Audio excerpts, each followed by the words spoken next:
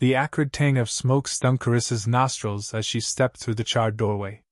The once grand laboratory, her eccentric grandfather's domain, was a smoldering ruin. Flames had licked at the bookshelves, leaving behind blackened carcasses of leather-bound tomes, and the metallic tang of melted alchemical equipment hung heavy in the air. A cold fury settled in Charissa's stomach, a familiar companion ever since her parents' tragic accident years ago. This wasn't an accident. The official report listed Elias Thorne's cause of death as a heart attack, a convenient explanation for a man well into his 80s. Charissa, however, knew her grandfather better. He was as vigorous as a man half his age, obsessed with his alchemical pursuits and chasing the elusive dream of immortality. The scorched lab, ransacked days before she arrived, spoke volumes. Someone had been after his research, and perhaps his life. Pushing through the debris with practiced ease, Charissa scanned the scene. A half-melted vial lay on the floor, its contents a viscous black ooze. A symbol, etched into the scorched stone floor near a toppled alembic, sent a shiver down her spine. It was one she vaguely recognized from her childhood explorations of the dusty attic, a cryptic glyph from one of her grandfather's many occult texts. Suddenly, a booming voice startled her. "Miss Thorne, I presume?" A man stood at the entrance, a towering figure framed by the smoke-filled doorway. His face, etched with the lines of countless investigations, was grim. Inspector Alastair Grant, of Scotland Yard, the telegram had mentioned. He emanated an air of authority, his gaze sharp as a hawk's. Charissa straightened, her historian's mind already piecing together the scene. "Inspector. And yes, that's me." Her voice betrayed a hint of her London polish, a stark contrast to the sleepy village of her childhood. "This fire. It doesn't seem like an accident, does it?" Grant surveyed the room, his face unreadable.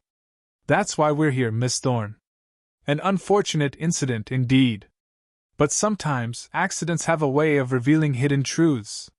His words hung in the air, thick with unspoken meaning. Charissa glanced at the inspector, her curiosity piqued. This was no ordinary policeman. Something about his mannerisms and choice of words suggested a depth of knowledge that went beyond mere law enforcement. She decided to test her theory. "Inspector, you seem to know more about alchemy than most people. Did you study it?" Grant's eyes met hers, and for a moment she thought she saw a spark of amusement flicker behind them.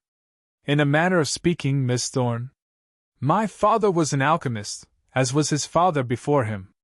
The pursuit of the philosopher's stone was in our blood, you might say." A flash of understanding passed between them, a silent acknowledgement of their shared heritage. Charissa knew then that she could trust this man, despite his official capacity. Perhaps, together, they could unravel the mystery surrounding her grandfather's death.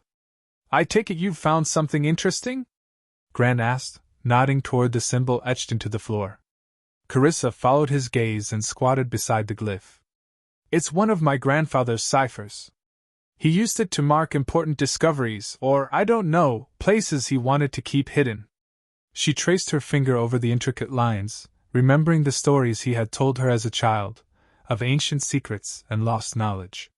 "Do you think it could hold a clue about who's responsible?" Grant considered this for a moment, his expression thoughtful.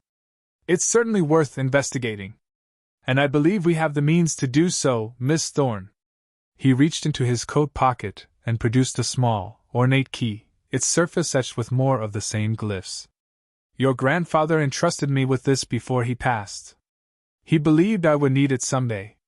Charissa took the key, her fingers brushing against Grant's. "He trusted you," she said softly, surprised by the weight of the metal in her hand. "That means a great deal to me, Inspector." Grant nodded, his eyes meeting hers once more. "Let's see what it unlocks," he said, gesturing for her to follow him. They left the library behind, the smell of charred books and furniture fading into the distance as they made their way through the manor. The air grew colder as they descended into the basement, the stone walls damp and covered in a layer of ancient moss. A dim light flickered from a single lantern hanging on the wall, casting eerie shadows across the dusty floor. Grant led them to a small, unassuming door set into the wall, its surface carved with the same symbols as the glyph on the floor upstairs. He inserted the key and turned it smoothly, the tumblers clicking into place. The door swung open with a creak, revealing a hidden chamber beyond. The air inside was musty, thick with the scent of old books and alchemical reagents.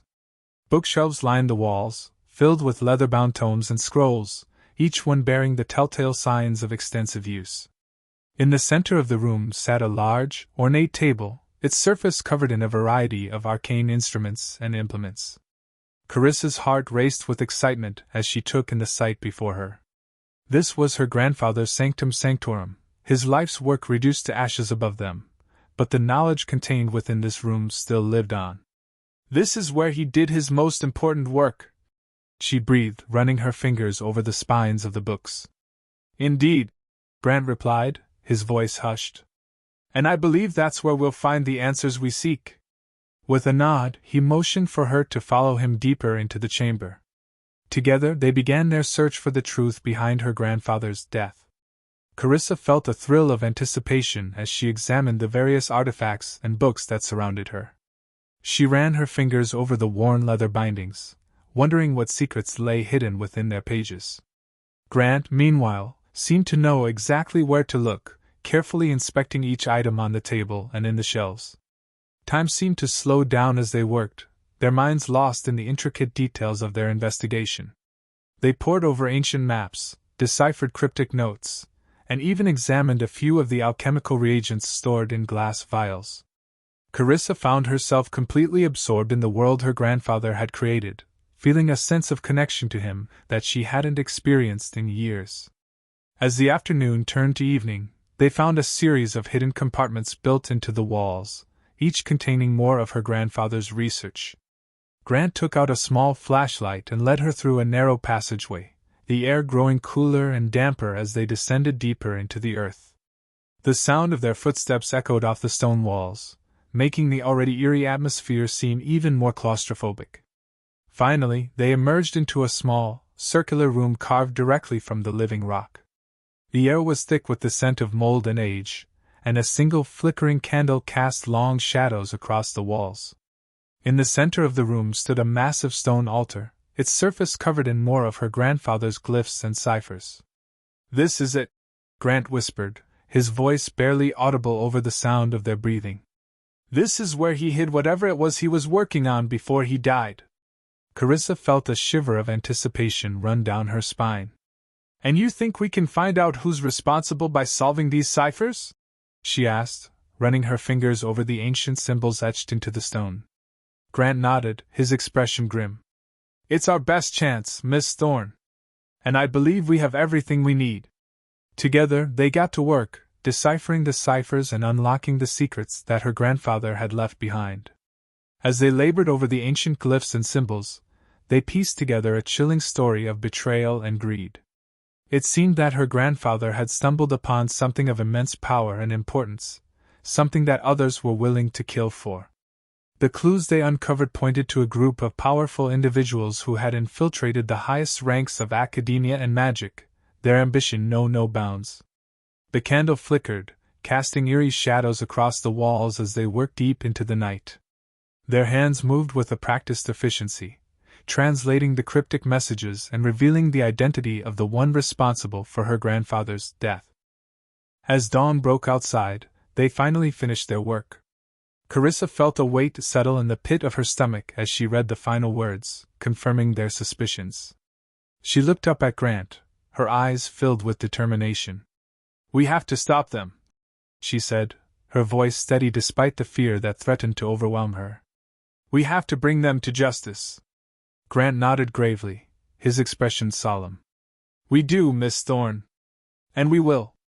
But first, we must prepare ourselves. This is going to be a dangerous game we're playing, and we cannot afford to make any mistakes." Charissa took a deep breath, steeling herself for the battle ahead. "Then let us begin," she said, meeting Grant's gaze with a fierce determination. "Let us avenge my grandfather's death and protect the world from those who would use his knowledge for evil." Together, they left the hidden chamber, emerging into the early morning light. The sun cast a warm glow over the university grounds, but Charissa could not help but feel that darkness lurked beneath the surface, waiting for them to make their move. She knew that the path ahead would be fraught with peril, but she also knew that she would not rest until justice was served. As they made their way back to Charissa's dormitory, they formulated a plan. They would gather what evidence they could against the individuals named in her grandfather's ciphers, and then they would take it to the authorities. But they also knew that they would have to be careful, for these were powerful and ruthless people who would stop at nothing to protect their secrets. Grant assured her that he would do everything in his power to keep her safe, and Charissa found herself trusting him implicitly. His years of experience as a detective and his deep understanding of the magical world made him an invaluable ally. But she also knew that they could not do this alone. They would need help from others within the academic community who were brave enough to stand against the corruption that had infiltrated their ranks. Once they arrived at the dormitory, they began reaching out to trusted colleagues and friends, sharing what they had discovered and asking for their assistance.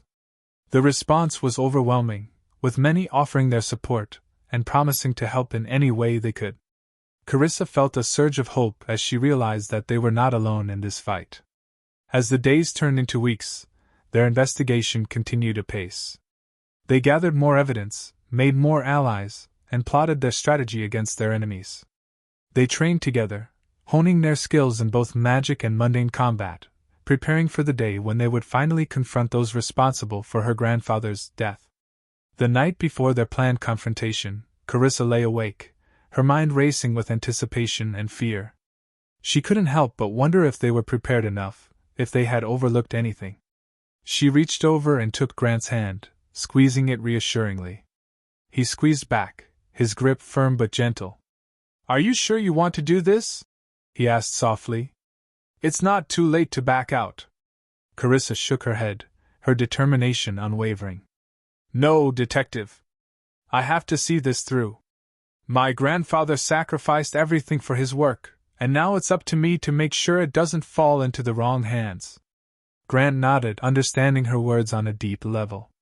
He knew that the weight of history and responsibility rested heavily upon Charissa's shoulders, and he admired her courage in facing it head-on. As the hours ticked by, they found solace in each other's company, their mutual bond strengthening with every shared moment. Finally, as the first light of dawn crept through the curtains, they rose, dressed in their finest, and made their way to the meeting place they had arranged. Their allies were already there, waiting anxiously for their signal to move forward. Charissa took a deep breath, steeling herself for what was to come, and with a nod from Grant, they began their march. Their target was a secret underground lair hidden deep beneath one of the oldest and most respected universities. It was a place where the most powerful and ruthless members of the Cabal had gathered, plotting their next move against the world. As they approached, Charissa could feel the weight of their mission pressing down upon her, but she refused to give in to doubt or fear. They descended into the lair, their numbers swelling as more allies joined them along the way.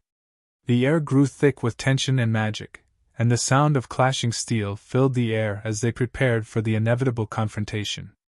Finally, they reached the chamber where the Cabal leaders were gathered, arguing heatedly over the next phase of their plan. Charissa and Grant exchanged glances, taking a moment to steady their breath and calm their racing hearts. They had come too far to turn back now.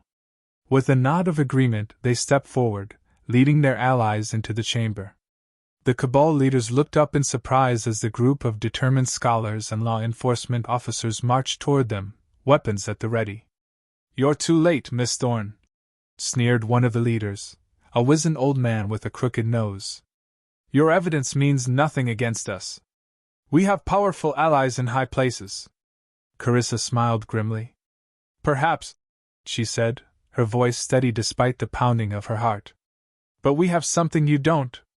We have the truth." As they drew closer, the air crackled with magic, and Charissa could feel the tension rising to a breaking point. She glanced over at Grant, seeing the determination etched into his features, and felt a surge of courage course through her veins. They were going to see this through together. "In the name of the Ministry of Magic and the All-Seeing Office," Grant declared, his voice loud and clear, "we arrest you all for crimes against magic, treason against the magical community, and the murder of Professor Ambrose Thorne. The Cabal leaders exchanged uneasy glances, but their arrogance prevented them from taking the threat seriously. They laughed, mocking Grant and Charissa's audacity. It was a mistake.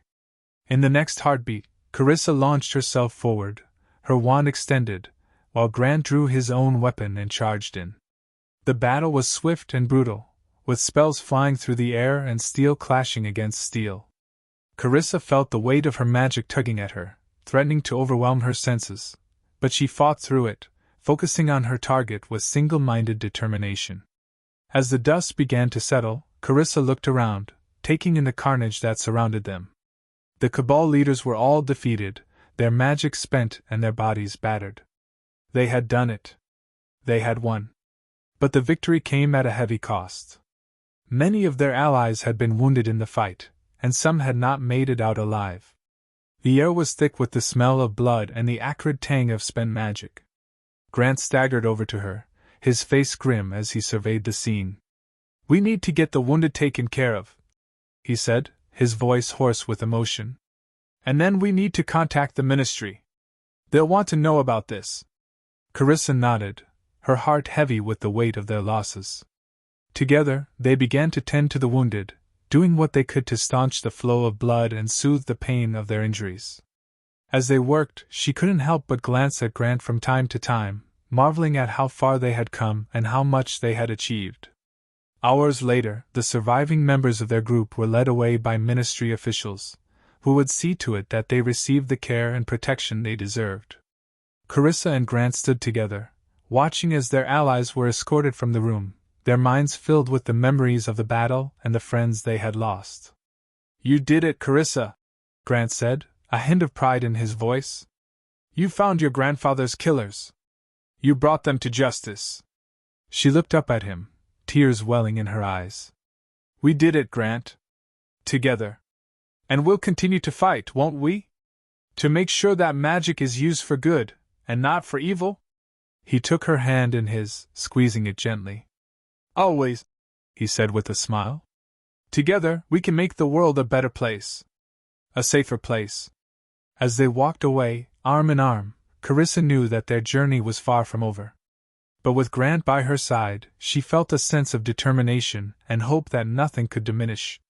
They had taken the first step in a long and difficult battle.